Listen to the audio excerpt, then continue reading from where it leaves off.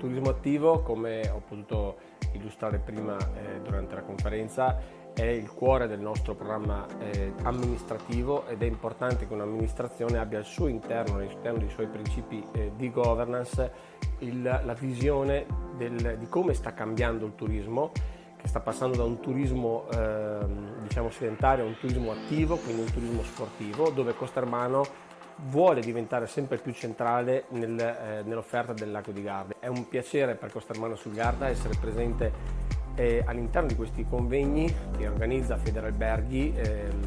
Lago di Garda, e soprattutto il portale By Trekking Lago di Garda, nel quale è già inserito da molti anni, ma lavorerà sempre di più appunto con Federalberghi e il portale per implementare quelli che sono i circuiti